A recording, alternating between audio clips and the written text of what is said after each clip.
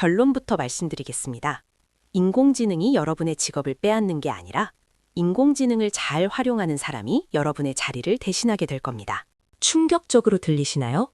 하지만 이것은 위기가 아니라 인류 역사상 가장 거대한 기회일 수도 있습니다. 오늘 이 영상에서는 왜 우리가 인공지능 앞에서 이토록 무력감을 느끼는지, 그리고 그 공포를 어떻게 성장의 동력으로 바꿀 수 있는지 그 심리학적 해답을 찾아보겠습니다. 우리는 지금 단 한 번도 가보지 않은 길을 걷고 있습니다. 아침에 눈을 뜨면 어제보다 더 똑똑해진 인공지능 뉴스들이 쏟아지죠. 내가 몇 년 동안 공들여 배운 기술을 기계가 단 몇 초 만에 해치우는 모습을 볼 때 우리 뇌는 극심한 인지적 불협화음을 경험하게 됩니다. 이것을 심리학에서는 AI 불안증, 즉 인공지능 시대를 마주한 인류의 근원적인 공포라고 부른답니다. 가장 큰 문제는 우리가 자신의 가치를 직업과 동일시해 왔다는 점입니다.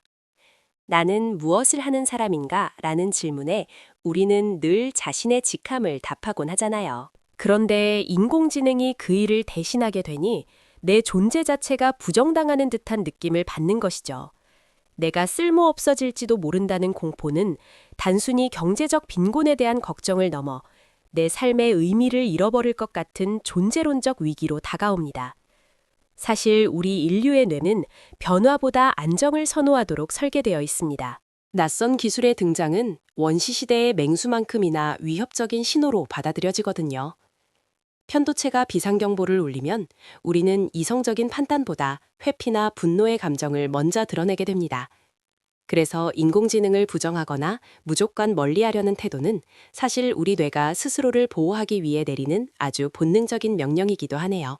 하지만 한번 차분하게 생각해 볼까요? 과거 산업혁명 때도 사람들은 기계가 일자리를 다 뺏을 거라며 기계를 부수기도 했습니다. 하지만 결과는 어땠나요? 단순 노동에서 해방된 인류는 더 창의적이고 전문적인 새로운 일자리들을 만들어냈습니다. 지금 우리가 느끼는 공포는 사실 새로운 시대로 넘어가기 위한 일종의 성장통과 같더라고요. 기계가 잘하는 일은 기계에게 맡기고 인간만이 할 수 있는 영역으로 나아가야 할 때인 셈이지요. 인간만의 고유한 영역이란 무엇일까요? 가장 대표적인 것이 바로 공감과 정서적 교감입니다. 인공지능은 정보를 처리하고 결과를 내놓는 데는 천재적이지만 누군가의 슬픔을 진심으로 이해하거나 복잡 미묘한 인간관계를 조율하는 능력은 없거든요.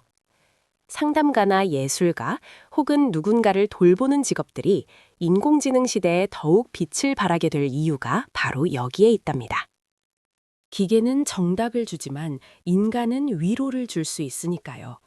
또한 비판적 사고와 도덕적 판단력 역시 인공지능이 결코 흉내낼 수 없는 인간의 무기입니다. 인공지능은 학습된 데이터 안에서 최선의 결과값을 찾을 뿐 그 결과가 윤리적으로 옳은지 혹은 사회적으로 어떤 파장을 일으킬지 고민하지 않습니다. 질문을 던지는 건 언제나 인간의 몫이죠. 어떤 인공지능을 어디에 어떻게 사용할지 결정하는 그 고차원적인 지휘관의 역할이야말로 우리가 앞으로 집중해야 할 핵심 역량이랍니다. 맥락을 읽는 능력 또한 정말 중요합니다. 인공지능은 데이터 파편들은 잘 보지만 전체적인 흐름이나 보이지 않는 뉘앙스를 읽는 데는 한계가 있거든요. 상황에 맞춰 유연하게 대처하고 직관적인 판단을 내리는 일은 수만 년 동안 쌓인 우리 인류의 생존 노하우입니다. 데이터가 설명할 수 없는 그 한 끗 차이의 감각을 기르는 것이 앞으로의 경쟁력이 될 거라고 저는 확신합니다.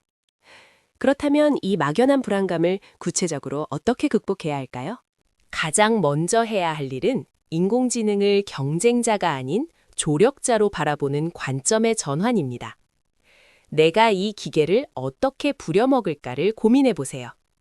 복잡한 엑셀 수식이나 지루한 자료 조사는 인공지능에게 시키고 여러분은 그 시간에 더 본질적인 기획과 창의적인 생각에 집중하는 겁니다. 도구를 잘 쓰는 장인이 도구에게 자리를 뺏기지는 않는 법이니까요. 학습에 대한 태도도 바뀌어야 합니다. 이제는 한 번 배운 지식으로 평생 먹고 사는 시대가 끝났거든요. 끊임없이 새로운 것을 받아들이고 배우려는 유연함이 가장 큰 자산입니다. 모르는 것을 부끄러워하지 말고 인공지능과 대화하며 함께 성장하는 과정을 즐겨보세요. 내가 아는 것과 모르는 것을 명확히 구분하는 메타인지 능력을 기른다면 어떤 파도가 와도 휩쓸리지 않는 단단한 배를 가질 수 있습니다. 마음의 근육을 기르는 것도 잊지 마세요. 불안할 때일수록 내면을 돌보는 시간이 필요합니다. 명상에 하거나 자연 속을 걷는 것처럼 기계가 대신해 줄 수 없는 아날로그적인 경험들을 통해 나만의 속도를 회복해야 하거든요. 세상이 빠르게 변할수록 변하지 않는 가치들에 집중하는 태도가 우리를 더 인간답게 만들어준답니다. 기계가 따라올 수 없는 나만의 고유한 향기를 간직하는 것이 중요하죠. 작은 성공의 경험을 쌓아보는 것도 큰 도움이 됩니다. 인공지능을 활용해 작은 프로젝트를 완성해 보거나 새로운 취미를 시작해 보세요. 내 손으로 무언가를 만들어내고 변화를 만들어낼 때 우리 뇌는 통제력을 회복하게 됩니다. 공포는 내가 아무것도 할 수 없다고 느낄 때 커지지만 내가 무언가 할 수 있다는 것을 깨닫는 순간 서서히 사라지게 마련이거든요. 주변 사람들과의 연결고리도 더 단단히 하셨으면 좋겠네요. 고립된 채 뉴스만 보고 있으면 불안은 걷잡을 수 없이 커집니다. 하지만 같은 고민을 하는 동료들과 이야기를 나누고 서로의 지혜를 공유하다 보면 혼자가 아니라는 안도감을 얻게 되죠. 집단지성은 인공지능의 연산 능력보다 더 위대한 힘을 발휘할 때가 많습니다. 함께 연대하고 고민하며 미래를 준비하는 자세가 필요한 시점입니다. 사실 우리는 이미 인공지능과 함께 살아가고 있습니다. 스마트폰의 추천 알고리즘이나 내비게이션 역시 넓은 의미의 인공지능이니까요. 처음 내비게이션이 나왔을 때 운전사들이 길 찾는 법을 잊어버릴까봐 걱정했지만 지금은 덕분에 더 먼 곳까지 안전하게 갈 수 있게 되었죠. 인공지능도 마찬가지입니다. 우리의 능력을 확장해줄 새로운 도구일 뿐 여러분의 존재를 지우는 지우개가 아니라는 사실을 꼭 기억하세요.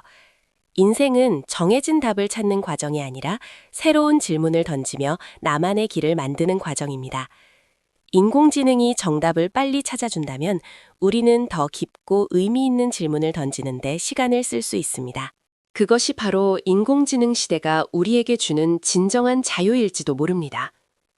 두려움에 사로잡혀 뒷걸음질 치기보다 호기심 어린 눈으로 내일의 가능성을 바라보셨으면 좋겠습니다. 여러분이 가진 고유한 가치를 믿으세요. 인공지능은 시를 쓸 수는 있지만 그 시를 쓰며 느끼는 고뇌와 환희는 알지 못합니다. 그림을 그릴 수는 있지만 붓끝에서 전해지는 떨림과 감동은 느낄 수 없죠.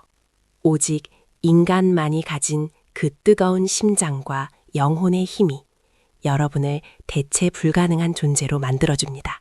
오늘 하루도 인공지능보다 더 뜨겁게 살아낸 여러분을 진심으로 응원합니다. 긴 이야기 들어주셔서 감사합니다.